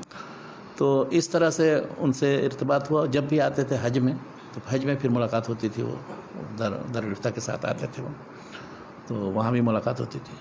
آخر میں ہوا یہ کہ تقریباً 1999 کی بات ہے، یہ 1419 میں، اس میں ان سے گفتگو ہوئی. تو انہوں نے یہ کہا کہ ایسا کرو کہ ابن قیم کی کتابوں کے جتنے قلمی نسخے مخطوطات دنیا بھر کی لائبریری میں پائے جاتے ہیں، تم نے ابن تیمیہ کی کتابوں کا پتہ کیا ہے تو ابن قیم کی کتابوں پر کبھی کرو. اچھا، اس وقت ہم نے نہیں سمجھا کہ کیا مقصد ہے ان کا. تو پھر میں نے سفر کیا اس کے لیے. شیخ نے بلکہ اس کے اخراجات بھی دیے، پورے ہندوستان میں چکر لگا کر کے. پھر جتنی فہرستیں دنیا بھر کے مخطوطات کی لائبریریوں کی ہیں، تقریباً 800-900 جلدوں میں، ان سب کا جرد کر کے پھر اس میں سے ابن قیم کے مخطوطات کا وہ نکالا، اور پھر شیخ کو وہ پیش کیا. تو وہ اس میں بڑے ہوئے شیخ خوش ہوئے. اب اس میں ایک کتاب کے نادر نسخے، قدیم نسخے جو ان کے زمانے کے 8ویں صدی کے نسخے سب ملے اس میں. تب انہوں نے کہا کہ اب جو ہے ہم لوگ انشاءاللہ اس کام کے لیے مؤہل ہو گئے ہیں کہ ان کی کتابوں کی اثرین و ایڈیٹنگ کی جائے ترتیب، اس لیے کہ جو کتابیں چھپی ہیں سب بہت غلط سلط محرف چھپی ہیں متاخر نسخوں کی بنیاد پر. چنانچہ انہوں نے پروجیکٹ بنایا. ماشاء اللہ. اور اچھا وہ پروجیکٹ بھی انہوں نے بتایا کہ انشاءاللہ ہم کام کریں، آپ ہیں اور علی عمران صاحب ہمارے ایک دوست یمن کے. تو اس وقت تک کوئی ادارہ نہیں بنایا. اور پھر میں چلا گیا ہندوستان. وہاں سے جب آیا تو انہوں نے پھر اس کے بعد تقریباً 2000 یا 2001 میں یہ پروجیکٹ بنایا. اور انہوں نے ایک چھوٹا سا رقعہ لکھا مؤسسہ سلیمان راجی الخیریہ والا. یہ پروجیکٹ ہے ابن تیمیہ اور ان کی کتابیں، ابن قیم کی کتابیں چھاپنے کا پروگرام. انہوں نے فوراً موافقت کر دی. چنانچہ 2001 سے جو کتابیں چھپنا شروع ہوئیں ماشاء اللہ، اور 2020 تک وہ کتابیں وہ ساری تقریباً ابن قیم کی تمام کتابیں، ابن تیمیہ کی جو غیر مطبوع کتابیں اور سورہ سلسلہ، اور پھر اس کے ساتھ انہوں نے شامل کر لیا معلمی اور شنقیطی کو بھی، ان کی بھی تمام تصانیف. تو تقریباً 143-44 جلدیں اس 20 سال کے عرصے میں آپ لوگوں نے کام کیا. اور انہوں نے اس کا منہج بنایا، مکتب تیار کیا، اس کے لیے یہاں ہم لوگوں کو مقرر کر دیا. تو یہ ہے کہ انہوں نے سنجیدگی کے ساتھ مطلب ان اعلام، 2 پرانے ابن تیمیہ ابن قیم اور 2 نئے معلمی اور شنقیطی، ان کے پورے تراث کو شائع کرنے کے لیے انہوں نے پروجیکٹ بنایا. اور اتنی آسانی کے ساتھ وہ لوگ جو بڑے وہ کسی کی بات نہیں سنتے ہیں، وہ شیخ کی بات، ایک چھوٹا سا رقعہ لکھا، اس کی بنیاد پر چلا گیا الحمدللہ. وہ مسجد نبی کے امام بھی ہاں وہ تھے شروع میں، ایک زمانے میں تھے مسجد نبی میں بھی کچھ دنوں کے لیے. اس کے سب سے پہلے تو وہ مدینہ یونیورسٹی کی لائبریری کے لائبریرین تھے. تو کچھ دنوں تک وہاں لائبریری میں کام کیا. اس کے بعد پھر مسجد نبی میں امام بھی ہو گئے کچھ دن. پھر بعد میں وہ قضا میں چلے گئے، قاضی بن گئے. قاضی بھی بنے ہیں. تو قاضی تھے اور اسی میں پھر اس کے بعد چلے آئے ادھر حیات یہ دارالفتہ کے اندر چلے آئے اسی قاضی قضا سے. تو جس زمانے وہ قاضی تھے، شروع میں وہ قاضی ہی تھے، اس وقت سے ارتباط تھا ان سے. تو ایک ہمارے دوست ہیں حیدر صاحب، وہ فارغ ہو کر کے جا رہے تھے جامعہ ام القریٰ سے. تو ان کی ایک کتاب ہے ابن قیم سے متعلق، بہت اچھی کتاب ہے. اور اس میں ابن قیم کی کتابوں میں جتنے مصادر مراجع جن سے ابن قیم نے استفادہ کیا وہ بھی ہے اس میں اس حصہ. تو میں نے حیدر صاحب کو کہا کہ ایسا ہے کہ ریاض جا رہے ہو. وہ ہدایت اللہ صاحب ان کے شاید ماموں ہے کون ہوتے تھے، ڈاکٹر لقمان صاحب کے رشتے میں. تو گئے حیدر صاحب وہاں. میں نے ان کو ایک خط دے دیا. میں نے کہا شیخ آپ کی کتاب میں کچھ تصحیحات مجھے ملی ہیں بعض، تو وہ یہ لکھ کر کے میں دے رہا ہوں. شیخ نے پھر فون کیا، کہا ارے وہ تصحیحات تو بہت اہم ہے، اور افسوس کہ وہ دوسرا ایڈیشن اب چھپنے کے لیے بھیج دیا، ورنہ وہ سب داخل ہوتی ہے اس میں. تو شیخ قبول کرتے تھے علمی طور پر سب چیز. ہاں اچھا، اس خط کو لے کر کے ان کو میں نے واسطہ دے کر کے بھیجا. میں نے کہا کہ یہ جا رہے ہیں، ذرا دیکھیں ان کو. چنانچہ انہوں نے ان کو انٹرنیٹ لیا اور یہاں وہاں کرایا اور داخل کر دیا ان کو کہیں بحیثیت مترجم کے. ابھی وہ ہیں کام کر کوئیہ کے اندر، وہ بحیثیت مترجم وہ کام کر رہے ہیں الحمدللہ. تو دوسرے کا کام بھی کر دیتے تھے اور کافی مطلب اس لحاظ سے وہ. اچھا، شیخ کی جو سب سے بڑی خصوصیت ہے وہ یہ، اولاً تو مطلب اپنا وقت نہیں ضائع کرتے تھے. دوسری چیز یہ ہے کہ وہ ادھر ادھر کی باتیں سننے اور غیبت اور وہ لوگوں کے بارے میں گفتگو، یہ سب کچھ نہیں کرتے. کیا بات؟ وہ صرف اپنے کتابوں اور مصادر مراجع اور اہم کتابیں پوری ساری پڑھنے اور اس سے فوائد جمع کرنے میں. یعنی میرے خیال سے ان کی شخصیت بالکل اس انداز میں منفرد شخصیت ہے. یعنی ان علماء و مشائخ میں نے ایسا نہیں دیکھا کہ وہ اپنے سارے وقت کو وہ صرف پڑھنے لکھنے میں لگاتے ہیں. ہاں، اور انہوں نے بہت سے سب دفتر اور کاپیاں بنا رکھی تھیں. جتنے فوائد جو مختلف ابن قیم کو تو خیر چاٹ گئے تھے وہ، اس کے علاوہ بھی دوسرا پورا. چنانچہ ان کی جتنی کتابیں، اب معجم المناہل لفظی آپ دیکھ لیجئے یا اور بھی کوئی بھی کتاب، وہ اتنی کتابوں کے جرد کے بعد وہ سارے حوالے تو طالب علم ہی اگر جس کتاب کو، اور پھر ان کے پاس بہت سے پروجیکٹ تھے. تو جس موضوع پر ان کو کوئی چیز نظر آئی اس پر ایک کتاب تیار کر دی. تو ان کی اکثر چیزیں جو ہیں اس طرح، یعنی ان کی وسعت مطالعہ پر دلالت کرتی ہیں. یعنی پورے مکتبہ اسلامیہ کا جرد کر کے مخطوطات مطبوعات. بلکہ ایک موضوع سے متعلق مجھے کہا کہ اس پر وہ مولانا عبدالحی لکھنوی کی ایک کتاب ہے ذکر بالجہر سے متعلق، تو اس وقت تک وہ چھپی نہیں تھی، ایک بار چھپی تھی ہندوستان میں. تو میں جا رہا تھا ہندوستان، تو انہوں نے کہا کہ اگر اس کی فوٹو کاپی ہو تو لے آنا، چنانچہ لایا، فوٹو کاپی لا کر کے ان کو دیا، تو خوش ہوتے تھے، مطلب اس طرح کے علمی استفادے کو ہم، کیا بات ہے ماشاء اللہ. اور اس میں کوئی مطلب یہ نہیں محسوس کرتے تھے کہ کسی چھوٹے آدمی سے میں کہہ رہا ہوں کہ کوئی اس سے متعلق کیا چیز ہے اور کیا بات ہے. یعنی جو غرور و تکبر ہوتا ہے کچھ اہل علم کو کہ چھوٹے لوگ، ہاں چھوٹے لوگوں یا کسی طالب علم، اچھا یہ بھی نہیں کہ کسی دوسرے چھوٹے نے بتایا ہے، اگر ان سے چھوٹے نے، تو ان کی چیزوں کو لے کر کے اور اپنی طرف ہم منسوخ کر لیں، ایسا بھی نہیں. کیا بات ہے. یعنی وہ باقاعدہ ذکر کرتے تھے، شکریہ ادا کرتے تھے. ایک بات ان سے متعلق، صرف ایک بات میں اور یہ بتاؤں، ایک بار میں گیا تو ریاض میں، تو دارالفتہ گیا، جن سے ملاقات ہوئی، تو ابن قیم سے متعلق ان کی ایک کتاب ان کی طرف منسوب ہے، اسماء و مؤلفات شیخ الاسلام ابن تیمیہ.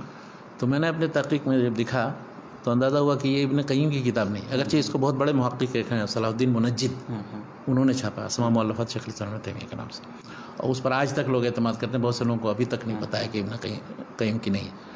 تو میں نے شیخ سے کہا کہ شیخ یہ تو ابن قیم کی نہیں ہے، یہ ابو عبداللہ محمد بن عبداللہ ابن رشیق، جن کی وفات 749 میں، ان کی ہے. اور اس کے لیے پھر نسخے اس کے ہم نے بتایا جو ہمیں ملے ہیں، پھر اس کو دوبارہ صحیح طریقے سے چھاپا بھی. تو شیخ کو میں نے کہا کہ یہ تو ان کی ہے نہیں، تو بیچارے سوچے کہ نہیں. لیکن پھر میں لے گیا تھا ساتھ میں 3 چھوٹے چھوٹے رسالے تھے جو ابن قیم کے مجھے قلمی نسخوں میں ملے. تو میں نے کہا ان کے عوض میں دیکھیے یہ 3 دوسری نئی کتابیں مل گئی ہیں جو معروف نہیں تھیں اب تک، اور اب تک نہیں چھپی، اور ابھی اس وقت تک نہیں چھپی، تو وہ پر میں نے دے دی. تو میں نے کہا کہ چلیے اس کے بدلے میں انشاءاللہ یہ کیا بات ہے. خیر شیخ نے کہا کہ چلیے کوئی بات نہیں، بہرحال علمی و تحقیقی میدان میں اگر یہ چیز ثابت نہیں تو ہم ابن قیم کی طرف کیوں منسوخ کریں. کیا بات ہے. پھر تو انہوں نے مطلب بعد میں جو ایڈیشن چھپا، ہاں تو اس کو پھر بہت معروف ہو گئی یہ بات. پھر اب جو نہیں جانتا ہے اس کو کہا جاتا ہے کہ کیسے نہیں تم لوگوں کو پتہ ہے کہ ابن قیم کی نہیں ہے، فلاں ابن رشیق کی. تو اس کا اکتشاف میں نے کیا اور ان کو بتایا تو خوش. جزاکم اللہ خیر. کیا بات ہے ماشاء اللہ. تو بہت مطلب کافی علمی شخصیت ماشاء اللہ. علمی تحقیقات میں وہ لگے رہتے تھے ہمیشہ، کسی کے پاس کوئی چیز ہے سب پوچھتے. اور اسی طرح کی مطلب ایک اور شخصیت حماد بن محمد الانصاری صاحب، شیخ حماد الانصاری، اسی زاویے سے خاص طور سے ملاقات بھی ماشاء اللہ آپ کی. وہ جب مدینہ منورہ میں تھے، ہم لوگ تھے مدینہ میں 3-4 سال کے، تو ان کا گھر عوالی میں تھا، حرہ شرقیہ میں. وہاں بھی عوالی ہے، یہاں مکے میں بھی عوالی. تو حرہ شرقیہ میں وہاں پیدل ہی ہم لوگ حرم شریف جاتے تھے، تو اس کے بعد ان کے گھر کے چلے جاتے تھے. بہت سے طلبہ چلے جاتے تھے، جس کو بھی کسی مخطوطے سے متعلق معلومات لینی ہو، کوئی کتاب ہم ایڈٹ کرنا چاہتے ہیں، فلاں موضوع سے متعلق کوئی، وہ شیخ حماد کے گھر چلے جاتے ہیں. اچھا وہ شیخ کے پاس جو جاتا تھا اس کو بہت پسند کرتے تھے کہ آتا ہے علمی استفادہ افادہ. اچھا کیا بات ہے. ہاں بہت. اور وہاں وہ سب چیز دے دیتے تھے، فوٹو کرانا ہے، کچھ کرانا ہے، سب اپنی طرف سے بھی کچھ کتابیں دے دیتے تھے. تو وہ جو مدینہ یونیورسٹی میں مخطوطات کی فہرست سازی کا کام نہیں ہوا تھا، جب ہم 1978 میں پہنچے تو اس وقت کچھ ضرورت ہوئی کہ وہاں پر 2-4 طالب علم کام کریں اس میں. تو پتہ چلا کہ کچھ طلبہ آئے ہیں ہندوستان سے، ان کو بلا کر کے انٹرویو، چنانچہ انہوں نے انٹرویو لیا، باقاعدہ انٹرویو لیا کہ کون کس کا حال ہے، مخطوطات سے مطلب کچھ پتہ بھی ہے کہ نہیں ہے، مؤلفین اور کتابوں کے بارے میں کیا پتہ. تو مجھے ابھی تک یاد ہے وہ میرا بھی انٹرویو لیا. وہ آئے تو انہوں نے پوچھا ابن میں الف جو ہے وہ کہاں لکھا جاتا ہے، کہاں نہیں لکھا جاتا ہے. اچھا یہ سوال کیا ابھی تک مجھے یاد ہے. ماشاءاللہ. تو میں نے ان کو کہا کہ یعنی باپ اور بیٹا اگر ہوں، ابوت اور بنوت اگر ہے اور وہ بدل ہے ابن کے بعد، تب نہیں لکھا جائے گا. لیکن اگر باپ اور بیٹا نہیں ہے، کوئی شہرت ہے مثال کے طور پر، یا کوئی دوسری چیز کی طرف کوئی منصوب ہے، یا پھر مبتدا خبر ہے کوئی، جیسے اگر ہم کہیں محمد ابن فلان تو وہاں الف لکھیں گے. لیکن محمد ابن عبداللہ اگر کہیں گے تو اس میں الف، اگر وہ باپ بیٹا ہے. یا کوئی شہرت ہے مثال کے طور پر، مثلا ابن حجر ہے تو وہاں الف ہم لکھیں گے. لیکن احمد ابن علی ابن محمد ابن علی وہ اس میں نہیں لکھیں گے. تو وہ جواب سے بہت خوش ہوئے، کہا اچھا تمہیں پتہ ہے اس کا. پھر پوچھا ابن حجر کی تاریخ وفات کیا ہے، میں نے کہا 852. سیوطی کی تاریخ وفات کیا ہے، میں نے کہا 911. تو وہ کہا کہ اچھا تم نے کام کیا کچھ مخطوطات. میں نے کہا ہاں، وہ خدا بخش لائبریری میں دیکھیے رہنے کا یہی فائدہ ہوا. کیا بات ہے ماشاءاللہ. تو خدا بخش لائبریری میں چونکہ سیکھ کے آیا تھا 4-5 مہینے، بیدار صاحب نے مخطوطات میں مجھے لگا دیا تھا، تو اس کا فائدہ یہ. انہوں نے کہا انت تشتغل معنا، تو مجھے انتخاب کیا. اور ایک ہمارے دوست وہ وہاں رہتے ہیں، کیا نام ان کا، جو مرکز جمعہ الماجد میں کام کرتے ہیں، شہاب اللہ صاحب، ان کا انتخاب کیا، اور ایک ڈاکٹر رضا اللہ مبارک پوری مرحوم.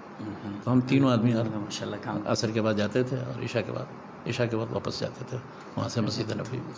تو کام کیا. اس کا فائدہ یہ ہوا کہ علمی اعتبار سے بھی فائدہ ہوا اور مادی اعتبار سے فائدہ ہوا. یعنی اس زمانے ہم لوگوں کو 520 ریال ملتا تھا جو اسکالرشپ کی رقم تھی، اور یہاں تقریباً 700-750 ملتا تھا. کیا بات ہے، تو پیسے کے لحاظ سے بھی مفت. اچھا، پھر وہ وقت ایسا تھا کہ عصر کے بعد سے لے کر کے عشاء تک لوگ ایسے ہی گپ شپ، چائے وائے پینے، ملنے ولنے، ادھر ادھر جانے حرم شریف. تو لوگ ادھر اپنا ہاسٹل سے یہ سب چائے وائے پی کر کے اور حرم میں نماز پڑھنے جب تک جاتے تھے تب تک ہم لوگ یہاں وہاں سے کام کر کے چلے آتے تھے. کیا بات ہے، یعنی ضائع وقت میں ہم لوگوں نے اچھا کام کیا. اس زمانے میں ساری کتابیں یہ جو تھیں، جو ابھی 40 سال کے اندر چھپی ہیں، اکثر مخطوط، سیر اعلام النبلاء، کامل ابن عدی، ضعفاء وقیلی، سب سارے مصور ورق شیخ کے پاس تھے، شیخ کے پاس بھی تھے اور جامعہ اسلامیہ میں بھی تھے. تو فائدہ یہ ہوا کہ ان سب چیزوں کو چھپنے سے پہلے ہم لوگوں نے دیکھا تھا، ان کی فہرست آ جاتی تھی، اور پھر مخطوطات پڑھنے کا تجربہ اسی سے ہوا. تو اس مطلب شیخ کی وجہ سے گویا مخطوطات میں کام کرنے کا. پھر جب بھی وہ ملاقات ہوتی تھی ان سے، کبھی بھی آنا جانا ہے، السلام علیکم، السلام، کیف الحال ہے عزیر، اشتغل یا عزیر اشتغل، کام کرتے رہو. یعنی ہمیشہ کام کرنے اور کرانے. کیا بات ہے، کون سی نئی چیز ہے تمہارے پاس، کیا ہے، کوئی نئی چیز دیکھی نہیں دیکھی. اچھا، وہ کبھی کبھی تو یہ ہوتا تھا کہ ابھی ملیں گے یہ، پھر پوچھیں گے کوئی نئی چیز ہے کہ نہیں. تو اس لیے مطلب وہ تو سوچ سمجھ کر کے ملنا پڑتا تھا، کترا کے نکل جاتے تھے یا ملتے تھے.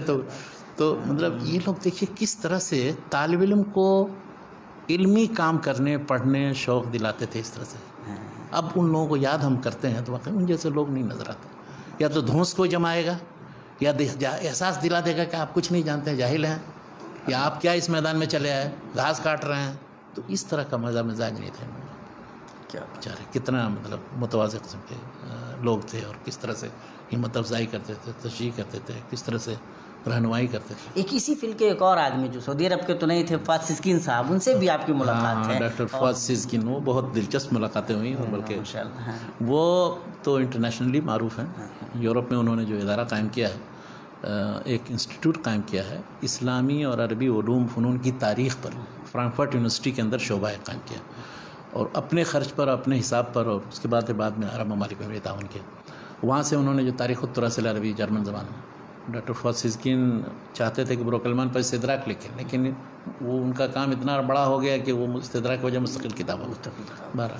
تو انہوں نے 430 ہجری تک کا پورا فترہ جو ہے اس کی انہوں نے ہر علم و فن میں جو کچھ مسلمانوں نے لکھا ہے ان سب کی تدوین کی، اور اس کے بارے میں مخطوطات کہاں ہیں، کیا ہے، بتایا. بارہ ان سے ملاقات اس طرح ہوئی کہ ایک بار وہ آئے مکے.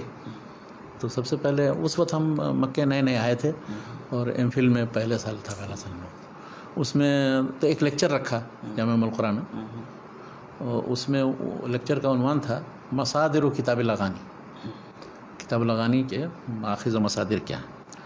تو لیکچر ہوا. اچھا، لیکچر تھوڑی دیر کا تھا، تقریباً بس 20 منٹ 15 منٹ. اس کے بعد سوال جواب کی محفل. اچھا، اس میں سب اساتذہ بھی بیٹھے ہوئے تھے، اور ہم طلبہ بھی تھے، اور دوسرے. تو انہوں نے ٹیکنیک بتائی. وہ ٹیکنیک ہم لوگوں کو سمجھ میں آئی کہ قدیم مآخذ میں جو سند کے ساتھ روایتیں ہوتی ہیں، تو ان میں آپ کیسے پتہ کریں گے کہ یہ فلاں شخص جو ہے وہ مؤلف ہے، اس کی کوئی کتاب ہے جس سے آدمی نقل کر رہا ہے. کیا بات ہے. جیسے ابن الجوزی ہوئے، یا ابن عساکر ہوئے، یا اور بھی کوئی متاخرین، اخبرنا فلاں، یا خطیب بغدادی ہوئے تاریخ بغداد میں، اخبرنا فلاں قال اخبرنا فلاں قال اخبرنا، اس میں کون مؤلف ہے، کس کتاب سے نقل کیا جائے. تو اس کا طریقہ انہوں نے پہلی مرتبہ بتایا جو ذہن میں نقش ہو گیا. وہ یہ انہوں نے یہ بتایا کہ ان سندوں کو وہ آپ جمع کریں بطاقات میں، کارڈ میں. جہاں تک آپ دیکھیں گے کہ فلاں عن فلاں عن فلاں ہے، اب اس کے بعد سند پھوٹتی ہے، اب اس کے بہت سے شیوخ ہو گئے. اس کا مطلب یہ کوئی مؤلف ہے جس کی کوئی کتاب ہے جس سے نقل کر رہا ہے مؤلف. کیا. اچھا، یہ بات انہوں نے بیان کی، اور اس میں مطلب لغانی میں بھی دکھایا کہ، اور ساری کتابوں میں یہی طریقہ ہے. تو اب اغانی میں انہوں نے مثال کے طور پر کہا کہ دیکھیں فلاں عن احمد بن ابی طاہر طیفور، اور اس کے بعد پھر سند پھوٹتی. تو اس کا مطلب ابن ابی طاہر طیفور کوئی مؤلف ہے. تو اس وقت انہوں نے پوچھا لیکچر کے دوران کہ اب یہ کس کتاب سے نقل کر رہے ہیں. تو اس وقت مجھے پتا تھا کہ ان کی 2 کتابیں صرف ہیں، ایک مختارات شعر و نثر کی ہے، اور دوسری ایک کتاب بغداد، تاریخ بغداد. تو میں نے کہا وہ کتاب بغداد، انہوں نے کہا کہ ہاں تمہیں پتہ ہے.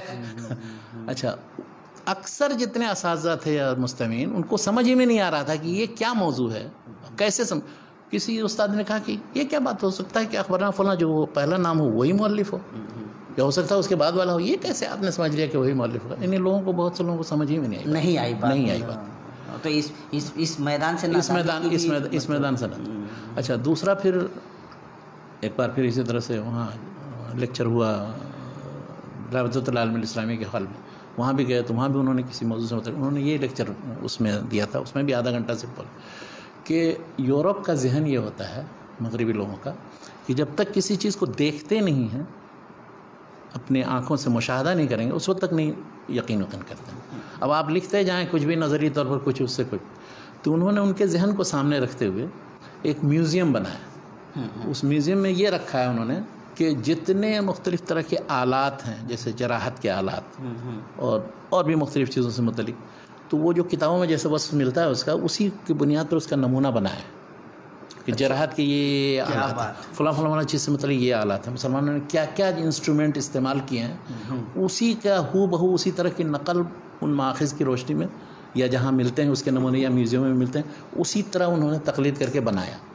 اب اس کے لیے ایک میوزیم بنا دیا. اب جو جاتا ہے دیکھتا ہے اچھا مسلمان. اب اس کے بعد پھر اس کی بنیاد پر آپ تحقیقات کیجیے کہ آج جو اس وقت انسٹرومنٹ جہاں تک پہنچے ہیں، ان کے اور ان کے درمیان کتنا فرق ہے، کہاں تک مسلمان پہنچے تھے، کہاں تک. تو کہا کہ اس طرح ہم نے یہ بنایا. پھر تاریخ التراث العربی لکھنے کی داستان بیان کی. وہاں جو تاریخ العلوم الاسلامی سمتری انسٹیٹیوٹ ہے وہ قائم کیا، اس کے بارے میں انہوں نے بیان کیا. اور یعنی ان کا لیکچر یہی اسی پر تھا کہ آپ لوگ اس چیز پر توجہ دیں کہ کس نے جو کام کیا ہے تو اس کام کو ملموس انداز میں، محسوس انداز میں دکھائیں، نظری انداز میں نہیں دکھائیں. صرف نظری تطبیقی انداز میں بھی لوگوں کو پتہ چلے کہ ہاں یہ کام ہے. انہوں نے اسی طرح سے لیکچر کے دوران ایک بات کہی، اور اس میں ہمارے ایک دوست سفر الحوالی صاحب اس وقت شعبہ عقیدہ میں پڑھتے تھے، لیکچر میں شریک تھے. انہوں نے ایک جگہ لکھ دیا، بولو من قلل من قیمت الاسناد، تاریخ التراث العربی میں بخاری کے بارے میں. تو وہ بہت زیادہ غصہ تھے. کہا کہ کیا آپ بھی مستشرقین کے طریقے سے بخاری اور حدیث سے متعلق. انہوں نے کہا بھائی مجھ سے ہو سکتا ہے کہ غلطی ہو گئی ہو تعبیر میں، میں یہ کہنا چاہتا ہوں کہ بخاری کی صحیح میں پہلی بار تاریخ علم حدیث میں آپ دیکھیں گے جو مدون کتابیں ہیں، اس میں پہلی بار بہت سی چیزیں بغیر سند کے ذکر کی گئی جن کو معلقات کہا جاتا ہے. وہ بخاری کی کتاب کی حدیث نہیں سمجھی جاتی، وہ تو معلقات استعمال کیا تھا. اسی کو میں نے کہا ہے، اب وہ پتہ نہیں ترجمہ کرنے والے نے عربی میں کیا ترجمہ کر دیا ہے جس کی بنیاد پر آپ مجھے ملامت کریں. آپ مجھے ملامت کر رہے ہیں، وہاں سارے مستشرقین جو ہیں غرب میں وہ میرے خلاف کانفرنسیں کر رہے ہیں کہ اس نے یہ کیا کیا. ہر چیز کی اہمیت اور وہ ہر چیز کی تاریخ جو مسلمانوں کے یہاں دکھا دی، طب کے میدان میں، فلکیات کے میدان میں، ریاضیات کے باب میں، ہر چیز میں. تو آپ لوگ یہاں ہماری مخالفت کر رہے ہیں اس چیز، اور وہاں سارے وہ تو میں کدھر کیا کروں.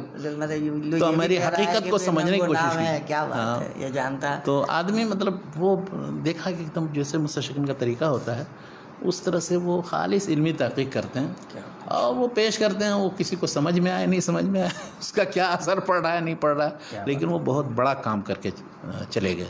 اور واقعی یعنی 20ویں صدی میں میرے خیال سے بروکلمان کو اگر مستثنیٰ کر دیا جائے تو سیزگین ہی دوسرا نام ہے جس نے پورے اسلامی ذخیرہ جو تراث کا ہے اس کے مخطوطات کی چھانبین مکمل طور پر پوری دنیا میں، اور اس کے لیے انہوں نے سفر بھی کیا، ہندوستان بھی گئے، خدا بخش لائبریری بھی وہاں گئے تھے. ایک بار جب میں ترکی گیا ہوا تھا تو وہاں ان سے ملاقات ہو گئی. وہاں وہ سلیمانیہ لائبریری ہے جہاں بہت سی لائبریریوں کا مجموعہ ہے، وہ استنبول میں جامع فاتح کے پاس ہی. وہاں بیٹھے ہوئے تھے. السلام علیکم.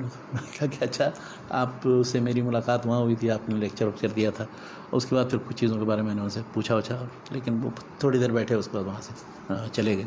تو مطلب بہت کم آمیز تھے، وہ ملتے زیادہ نہیں تھے لیکن کام کرتے تھے. کبھی کبھی 14 گھنٹے 15 گھنٹے کام ہی میں لگے رہتے. کیا بات ہے. اور ان کے ساتھ جو 2-4 آدمی اور جو وہ بھی اسی طرح. چنانچہ انہوں نے کئی طرح کے بہت کام کیے. انہوں نے یہ کیا کہ جتنے مستشرقین کے مختلف مقالات اور تحقیقی بحثیں ہیں مختلف مجلات میں جو 200 سال میں چھپی ہیں، ان سب کو فنوار طب سے متعلق جو مقالات وہ کئی جلدوں میں ری پرنٹ کر کے چھاپا ہے. کیا بات. اسی طرح سے فلکیات، ریاضیات وغیرہ سے متعلق اور دوسرے جغرافیہ کے باب میں وہ سب جمع کیے.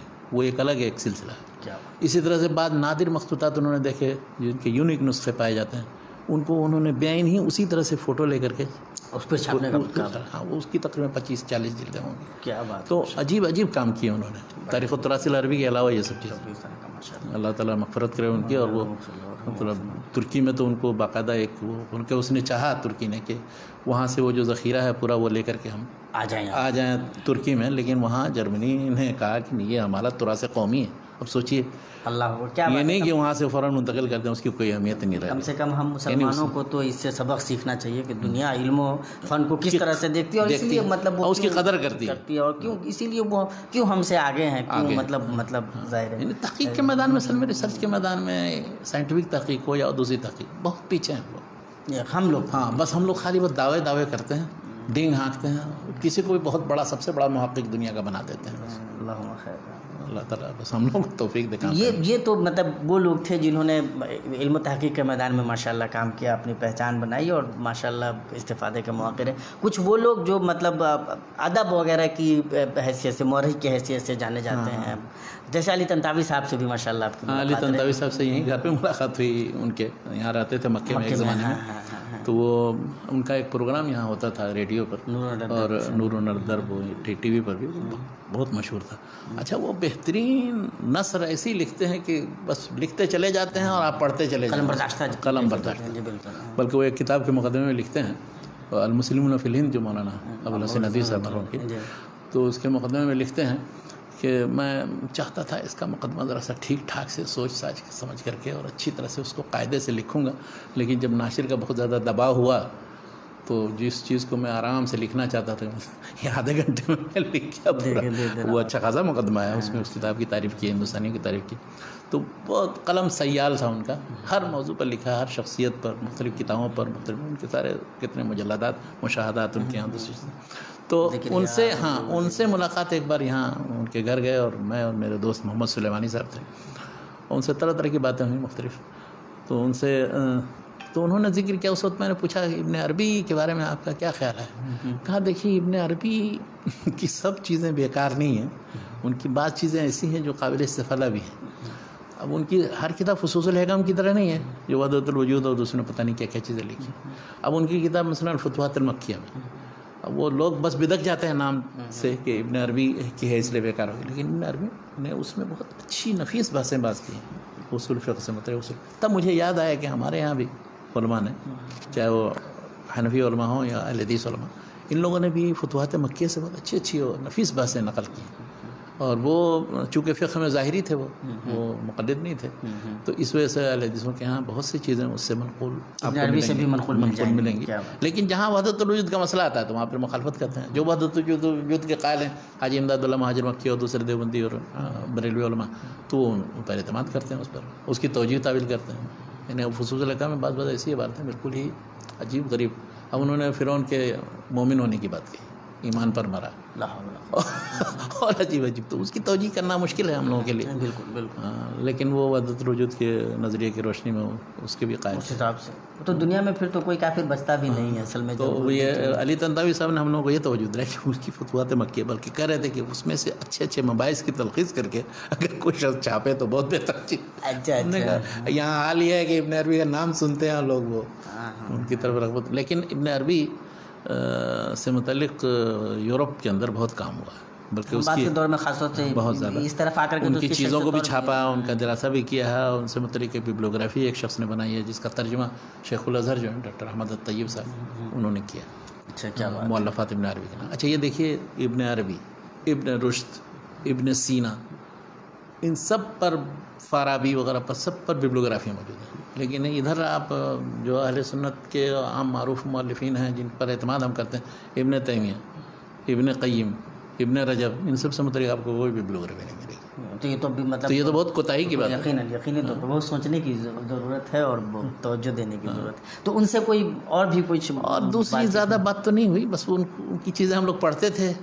تو بلکہ مجھے یاد ہے کہ وہ جو مختارات من ادب العرب جس وقت ہم لوگوں نے پڑھی تھی، تو شیخ کا نظریہ یہ تھا کہ پورے مکتبہ عربی میں یعنی ادبی نصوص کے انتخاب میں، نثری نصوص پورے تاریخ اسلام میں اس سے بہتر کوئی مجموعہ نہیں. انہوں نے لکھا بھی ہے اس چیز کے بارے میں. تو یہ چیز ہم لوگ مانتے ہیں. اور ان کی کتابیں میں جو پڑھی ہیں بس وہ اور زیادہ ایک ہی بس ملاقات. محمد المجذوب صاحب، محمد المجذوب وہاں مدینہ منورہ میں تھے اس زمانے میں. علماء مفکرون عرفتہم، وہ کتاب ان کی 2 جلد 3 جلد میں بہت دلچسپ ہے، اور جن شخصیتوں پر لکھا ہے، بلکہ شیخ حماد کا ذکر اس میں بہت دلچسپ انداز میں کیا ہے. علامہ البانی رحمۃ اللہ علیہ، علامہ البانی کا بھی ذکر کیا ہے. ان سے بہت زیادہ ملاقات تو نہیں، اس لیے کہ وہ دوسرے کلیہ میں پڑھاتے تھے. ہم کلیۃ اللغہ العربیہ میں تھے، وہ کلیۃ الشریعہ میں پڑھاتے تھے. ان کے بعض مضامین مقالات وغیرہ دیکھے ہیں، ان سے کوئی بہت زیادہ ملاقات اور ارتباط نہیں رہتا. ہم لوگ جو کلیۃ اللغہ کے لوگ تھے وہ، اب پھر مجھے وقت بھی نہیں ملتا تھا. ہوتا یہ تھا کہ وہ شام کو ہم کوئی مخطوطات کے لائبریری میں چلے جاتے تھے کام کرنے کے لیے. تو 3 سال ہم لوگوں کا عرصہ وہاں تقریباً ایسے ہی گزرا. تو اس لیے زیادہ ملاقات. ہاں، تو دوسری جگہ مدینے میں نہیں زیادہ لوگوں سے ملاقات ہوئی. کچھ لوگوں سے ہوئی کبھی کبھی مسجد نبی میں. مسجد نبی میں ان سے ملاقات ہوئی، ڈاکٹر تقی الدین ہلالی سے ایک بار. ہاں بہت اچھی مطلب بات ماشاءاللہ آپ نے کر دیا. ڈاکٹر تقی الدین ہلالی صاحب اس وقت وہ لوٹ کے آ رہے تھے جامعہ سلفیہ میں جو کانفرنس ہوئی تھی، مؤتمر الدعوت تعلیم تھی یا کیا تھی، تو وہاں سے لوٹ کے آ رہے تھے. تو مدینہ میں آئے تھے تو ہمارے وہ دوست ڈاکٹر رضا اللہ مرحوم ڈاکٹر رضا اللہ بن محمد ادریس، انہوں نے کہا کہ وہ ہلالی صاحب آئے ہوئے. مسجد میں گئے تو ان سے ملاقات ہوئی. جب بہت ضعیف بوڑھے 90 سال کی عمر رہی ہوگی اس وقت. چونکہ رضا اللہ صاحب ہمارے ساتھیوں میں ان کے شاگرد جامعہ سلفیہ میں فراغت ہم لوگوں کی فضیلت تک ہوئی، تو وہ 1 سال پہلے ہی وہاں سے وہ چلے گئے تھے موراکو. ان کے گھر گئے اور اس سے استفادہ کیا. پھر انہوں نے ان کو کہا کہ بیٹے اب زمانہ جو ہے ڈگریوں کا ہے، تو تم یہاں تو رہو، ٹھیک ہے استفادہ کرو، ہم نے بھی تمہارے چچا سے اور ان سے استفادہ کیا ہے، لیکن یہ ہے کہ ایسا ہے بہتر یہ ہوگا کہ تم مدینہ یونیورسٹی میں اگر داخلہ لینا چاہتے ہو تو. چنانچہ انہوں نے سفارش کی اور تو ہم لوگوں سے 1 سال پہلے اور رضا اللہ صاحب آ گئے تھے. تو رضا اللہ صاحب چونکہ ان کے شاگرد تھے، ان سے ملاقات ہوئی اور ادھر ادھر کے مختلف، وہ علماء ہند کے بڑے قائل تھے. اور انہیں ایک کتاب ہے ان کی دعوت الاسلامی فی اختار اللہ. ہاں، اس کتاب میں دیکھیے وہ ہندوستان کا جو ذکر کیا، بہت مزاحیہ انداز میں بھی ذکر کیا. بہت دلچسپ چیزیں دلی میں جو جس مدرسے میں وہ پڑھا رہے تھے متنبی، تو پھر کسی نے کیا اعتراض کیا وغیرہ وغیرہ. تو لیکن یہ کہ وہ اتنے ضعیف تھے کہ اب ضعیف لوگوں سے ملیے تو بہت زیادہ گفتگو نہیں ان سے کرنے کا موقع ملتا ہے. جن لوگوں سے تھوڑی دیر مسافہ برکت کے لیے کچھ تھوڑی بات ہے پوچھ پاچھ لی، یہی بہت کافی. دیکھ لیا تو دیکھ لیا، یہ ہے الحمدللہ، مطلب دیکھ لیا. تو کتنی زبانوں پہ انہیں قدرت تھی. جرمن زبان جانتے تھے، انگلش جانتے تھے، بلکہ وہ جو انگریزی کا ترجمہ یہاں ہوا، ایک نیا ترجمہ قرآن مجید کا، تو انہوں نے اور وہ ایک دوسرے صاحب محسن خان صاحب، ان دونوں نے مل کر کے بہت ہی آسان انداز میں وہ اس کو مرتب کیا. اور وہ تو ترجمہ ایسا ہے جو چھپا ہے، وہ ایسا ہے کہ انگریزی کی کچھ صلاحیت نہیں رکھنے والا آدمی معمولی انگریزی بھی جانتا ہو تو وہ بھی اس کو سمجھ جائے گا. اتنی آسان زبان، پیاری، اس کا مطلب بہت ہی آسان اور سہل انداز میں. بلکہ خود ہلالی صاحب وہ تو مطلب کیا کہتے ہیں، مانا جاتا ہے کہ بعد کے دور میں جو ہندوستان وغیرہ میں عربی ادب یا زبان اور اس کے لکھنے پڑھنے بولنے کا جو ایک مطلب سلسلہ شروع ہوا، انہیں کی کوششوں کا دخل ہے. اس میں انہوں نے لکھا ہے اپنے بعض مقالات میں، الضیاء جو نکلتا تھا، مسعود عالم ندوی صاحب جو نکالتے تھے، تو اس میں ایک مقالہ ان کا ہے، کہا کہ ہندوستان میں سب سے بڑی مصیبت یہ ہے کہ یہاں عربی زبان اور عربی ادب دونوں کو ایک چیز سمجھتے ہیں. پڑھتے ہیں ادب کی اونچی اونچی کتابیں، نثر و نظم کے انتخابات، اور سمجھ رہے ہیں کہ ہم زبان سیکھ رہے ہیں. وہ کہتے ہیں کہ کسی بھی زبان کا ادب پڑھنا ہے تو پہلے زبان تو سیکھو. کیا بات ہے. اس کے بعد تو پھر وہ جتنے نقائص ہیں، وہ ایک مضمون لکھا بہت اچھا خاصا، ہندوستان میں جو مدارس کے اندر عربی زبان کی یا ادب کی تعلیم دی جاتی ہے، اس میں کیا کیا نقائص ہیں، کیا کیا کوتاہی، وہ اس میں انہوں نے چھپا. انہیں کے مطلب ندوہ میں رہنے کی وجہ سے ندوہ میں جو بہت کچھ ایک ماحول بنا ماشاءاللہ، مولانا سے ندوی وغیرہ سب لوگوں نے استفادہ کیا ان سے. تو انہوں نے ایک ماحول بنا دیا، اور وہاں یعنی وہ گئے تھے، استفادہ بھی کیا انہوں نے حدیث میں مولانا عبدالرحمن مبارک پوری سے، اور فائدہ بھی پہنچایا عربی زبان. اور یہ کہ سلمان ندوی رحمۃ اللہ علیہ جیسے لوگ تھے جنہوں نے پہچانا بھی کہ یہ صلاحیت ایسی ہے، تو پھر اس سلسلے میں ان کو جو کوشش کرنی چاہیے تھی. بعد کے دور میں بیعت بھی جو بڑے مدارس ہیں، مجھے ایسا لگتا ہے کہ ان کو کبھی اپنی مطلب نگاہوں میں وسعت پیدا کرنی چاہیے، دیکھنی چاہیے کہ دوسرے ممالک میں ہو سکتا ہے بھائی جہاں بہت زیادہ مطلب خوشحالی ہے وہاں سے لوگ نہ آئیں، لیکن جن ملکوں میں اتنی خوشحالی نہیں ہے، بڑی صلاحیت کے لوگ ہیں، اہل زبان ہیں، تو اگر آپ ان کی خدمات حاصل کر سکتے ہیں تو کوشش کرنی چاہیے. اور اس سے انشاءاللہ جو مطلب طلبہ کی کھیپ تیار ہوگی تو وہ مطلب بات ہی کچھ اور ظاہر ہے جو اہل زبان ہے کسی بھی زبان کا ماہر ہو اور اہل زبان ہو اس سے ملیں گے، اس سے جو زبان سیکھیں گے اور وہ بھی کوئی ماہر ہو لسانیات کا بھی اس میدان میں وہ مستند ہو، جیسے تقی الدین علی تھے، وہ تو مطلب اتنا زیادہ مدقق تھے وہ ایک کتاب ان کی تقویم اللسانین ہے. تو تقویم اللسانین کہنے کا مقصد یہ ہے کہ زبان اور قلم ان دونوں میں عربی کی اصلاح کیسے کریں. بہت سے ایسے الفاظ کو جو لوگ استعمال کرتے ہیں ان کو کہتے ہیں کہ یہ بالکل ہی غلط ہے اور یہ استعمال درست نہیں، ای کی بجائے ایتو استعمال کرنا درست نہیں، اور بھی بہت سے. تو اس زمانے میں ہم لوگ کلیۃ اللغہ میں پڑھتے تھے، جو کلیۃ اللغہ میں پڑھنے کا نتیجہ یہ نکلا کہ یہ سب جتنے شاذ یا قلیل الاستعمال قسم کے اسالیب ہیں ان سب کے شواہد اور وہ کہاں ہیں شعر کے اندر اور کس جگہ، وہ سب یاد ہم لوگ کرتے تھے. تو جب وہ کتاب شروع میں انہوں نے دی رضا اللہ مرحوم نے، تو میں نے کہا یہ کیا شیخ اتنے تشدد پسند ہے، جب تک کہ وہ لسان العرب کے اندر ڈکشنری میں ابن منظور کے نہیں کوئی لفظ مل جاتا ہے اس وقت تک وہ عربی نہیں ہے. یہ کون سی بات ہوئی؟ اور لسان العرب میں اگر نہیں ہے اس کے بعد اس میں تطویر ہوئی ہے. اور پھر لسان العرب میں کون سا استقصاء ہے، بہت سے شواہد چھوٹ گئے ہیں، قدیم دور میں موجود ہیں. پھر ایک دن میں نے لکھ کر کے دیا ان کو 4-5 شاہد لکھ کے دیا کہ ایتو استعمال کرنا. تو شعر میں بھی اور نثر میں بھی رضا اللہ صاحب کو کہا کہ بھائی بہرحال تم لوگوں کا یہ کیا طریقہ ہے، ہر چیز کو جائز قرار دے دیتے ہو، لیکن یہ کہ وہ کہتے تھے کہ فصیح زبان لکھنی ہے تو اہل زبان جو عمومی استعمال جو کرتے رہے اس کو استعمال کرنا چاہیے، یہ شاذ مثالیں نہیں چلیں گی. اچھا کیا بات ہے ماشاء اللہ. تو یہ ہے کہ مطلب آخر عمر میں دیکھنے کا، آخر عمر میں مسجد نبی میں ایک بار بس ہوئی ملاقات تھی ان سے، اور بالکل وہ آنکھوں کے ایسے ہی بالکل یعنی شاید نظر بھی ان کو نہیں آتا تھا، ایسے پپوٹے اٹھانے پڑتے تھے. ہاں عمر بھی الحمدللہ اللہ تعالیٰ نے بہت لمبی 90 سے زیادہ اور کئی سطحوں پہ عجیب شخصیت. میں تو دنگ نہ جاتا ہوں شیخ، وہ علمی اتنی شخصیت ہے اور پھر اتنی مضبوط دعوتی شخصیت، جہاں جہاں گئے باضابطہ مطلب کیا کہتے ہیں جو توحید کے معاملے میں بہت ماشاءاللہ بہت متحمس، اور کبھی مطلب چین سے بیٹھتے نہیں تھے، وہ دعوت میں لگ جاتے تھے جہاں جاتے تھے. اچھا بہت سے پرچوں میں انہوں نے لکھا، ان کے مقالات بہت منتشر ہیں. ابھی وہ اردن میں شیخ مشہور حسن صاحب ان کی چیزوں کو، ان کی تحریروں کو جمع کر رہے ہیں. یہ اچھا کام ہے. تو وہ کہہ رہے تھے کہ ایک مضمون چھپا ہے، ایک مرتبہ ملاقات ہوئی مشہور صاحب سے، انہوں نے کہا ایک مضمون چھپا ہے، ایک پرچہ ہے الجامعہ، تو وہ کہیں ہے اس میں چھپا ہے. میں نے کہا کہ اتفاق سے میرے پاس اس کی پوری فائل ہے. تو کہا کہ اگر اس میں سے وہ مضمون مجھے نہیں ملا، باقی سب مضامین تو مل گیا ضیاء والے اور دوسرے. تو پھر میں آیا ورق گردانی کرتے کرتے وہ ملا ایک مضمون. انہوں نے بربر سے متعلق لکھا ہے کہ کیا قبیلہ تھا، اس کی اصل کیا ہے. تو ایک شمارے ملا تو وہ فوٹو کر کے ان کو بھیجا. تو انہوں نے بہت سے موضوعات پر، یعنی ایک پرچہ وہ نکالتے تھے لسان الدین کے نام سے، اور بھی بہت سے کئی بار مختلف پرچے نکالے اور چھاپے. ان کی بڑی مخالفت ہوئی مغرب میں، لیکن پھر بہرحال اپنے دعوت کے سلسلے میں بڑے شدید تھے.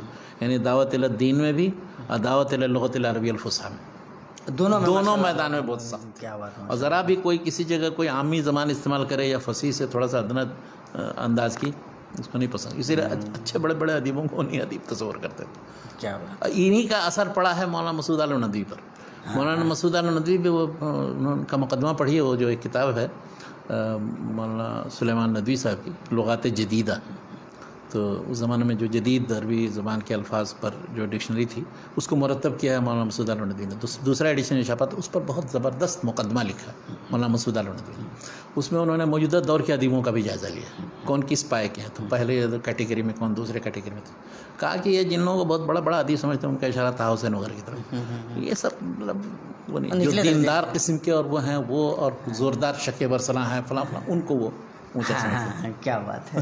چونکہ مطلب دونوں چیز ہے نا، ایک تو فکر و نظر کی جو مطلب کیا کہتے ہیں صفائی ہے وہ، اور ساتھ ہی ساتھ زبان کا جو مطلب معیار ہے، تو ان پر بھی کلاسیکل رچاؤ ہے. ہلالی صاحب کا یہ اثر ہے بہت زوردار ہے. بلکہ ہمیں لگتا ہے کہ جو بھی مطلب دینی ذہن کے لوگ رہے ہیں ان کے یہاں کلاسیکیت جو مطلب کلاسیکی رچاؤ ہے اس کو نبھانے کا زیادہ مطلب وہ پایا جاتا ہے. اور جو جن لوگوں پہ بعد کے دور میں خاص طور سے جو اثرات مرتب ہوئے جو یوروپ کے، ان کے یہاں فلو تو زیادہ ہے، لیکن زبان میں تھوڑا مطلب چونکہ دین سے تھوڑی بے پرواہی یا خواہ کچوکا لگانا یا معروف کوئی چیز ہوتی ہے اس کی مخالفت کرنا، جیسے طہ حسین نے فشر جاہلی میں کیا یا عقاد نے یا دوسرے لوگوں نے. تو اس سے لوگ ناراض. اسی لیے آپ دیکھیں گے مصر کے جو بڑے بڑے ادبا تھے وہ 2 گروپ تھے. ایک گروپ تھا جو مذہب پسند تھا، دوسرا گروپ جو تھا یورپ کے تجدد پسند تھے. تو جو مذہب پسند تھے ان دونوں کے درمیان بڑی کشمکش رہی. کافی دنوں تک وہ سلسلہ چلتا رہا. انہیں ان کے آخری مثال وہ محمود شاکر صاحب تھے. وہ پڑھتے تھے الجامعۃ المصریہ مصری یونیورسٹی کے اندر, اور کیسے ان کے ساتھ واقعہ بعد میں پڑھنا چھوڑ دیا انہوں نے. اب پھر کام کر کے دکھلایا ماشاءاللہ. کام کر کے انہوں نے دکھایا. کیا بات ہے. اور جزاک اللہ خیر شیخ. ہم لوگ آج جن شخصیات کو ہم ٹچ کر سکتے تھے ماشاءاللہ ہم نے ٹچ کیا, اور ہم شیخ کے بہت شکر گزار ہیں. الحمدللہ بہت دلچسپ گفتگو ہو پائی. الحمدللہ بہت سی اس میں کوئی عبرت کا پہلو ہو تو لیں لوگ, ہے نا. انشاءاللہ بالکل عبرت کا پہلو. اور سب سے اہم بات یہ ہے کہ جن شخصیات کا ذکر ہو رہا ہے نمونہ سلف ہیں, علم و حکمت کی راہ میں اپنی پوری زندگی گزار دی, اور وہ تمام لوگوں نے اپنے پیچھے ایسا سرمایہ چھوڑا جن سے ہم روشنی لے سکتے ہیں. تو ہم ان کے راستوں پہ چلیں ایسے لوگوں سے. بلکہ آج بھی مختلف جگہوں پہ, ملکوں میں, مختلف سماج میں ایسے بڑے لوگ ہیں جن سے مواقع بہرحال نکال کر کے جا کر ملنا چاہیے, استفادہ کرنا چاہیے. اور ہم سمجھتے ہیں کہ یہ ایک بہت اہم پوائنٹ ہے جس کی طرف ہم طلبہ کو توجہ دینے کی ضرورت ہے. ہم شیخ کا ایک مرتبہ پھر شکریہ ادا کرتے ہیں. جزاک اللہ خیر. انشاءاللہ اور بھی بہت ساری شخصیات ہیں جن سے شیخ کی ملاقات ہے, تو انشاءاللہ 1-2 ہفتہ ہم شیخ کو اور بھی زحمت دیں گے, اور انشاءاللہ اور بھی اچھی بڑی شخصیات کے ساتھ شیخ کی جو ملاقاتیں ہیں, شیخ کی جو یادیں ہیں, ہم ان تمام کے ساتھ انشاءاللہ وہ پورا خزانہ لے کر آپ کے سامنے خزانہ کیا ہے مزے, یادوں کا خزانہ وہ صندوقچہ انشاءاللہ ہوگا, اور بہت ساری باتیں انشاءاللہ اس ضمن میں ہو جاتی ہیں. جزاکم اللہ خیر. آپ سے گزارش کریں گے کہ اس ویڈیو کو زیادہ سے زیادہ عام کیجئے, لوگ بھی استفادہ کر سکیں. شیئر کر دیں گے, زیادہ انشاءاللہ آپ کو کچھ خرچ نہیں ہوگا, لیکن علم لوگوں تک پہنچ جائے گا, استفادہ بڑھے گا انشاءاللہ, اور آپ بھی اس علم کے اشاعت کا حصہ انشاءاللہ ہو جائیں گے. اللہ تبارک و تعالیٰ آپ کو ہمیں بہتر بدلا دے, بہتر توفیق دے. اور ساتھ ہی پھر گزارش کریں گے کہ جو کچھ احتیاط کے لیے کہا جا رہا ہے اس کو ضرور برتیں. اللہ تبارک و تعالیٰ سے ضرور لو لگائیں, اللہ تبارک و تعالیٰ سے دعا کریں, اور دعائیں اللہ تبارک و تعالیٰ سنتا ہے کہ اللہ تبارک و تعالیٰ اس وبا کو اٹھا لے, بندوں کی حفاظت فرمائے, انسانوں کی, مسلمانوں کی حفاظت فرمائے. پوری دنیا پریشان ہے, اس لیے جو لوگ بھی ہمیں سن رہے ہیں, جہاں بھی ہیں, جس حیثیت سے بھی, جس ملک میں رہتے ہیں, جس ملک میں ہوں, جس ملک میں بھی آپ رہ رہے ہیں, وہاں جو کچھ آپ سے کہا جا رہا ہے اس سلسلے میں اچھی باتیں کہی جا رہی ہیں, جو ہدایات دی جا رہی ہیں ان کی پابندی کریں, انشاءاللہ اپنی بھی حفاظت کریں اور دوسروں کو بھی محفوظ رکھنے میں مدد دیں. والسلام علیکم ورحمۃ اللہ وبرکاتہ.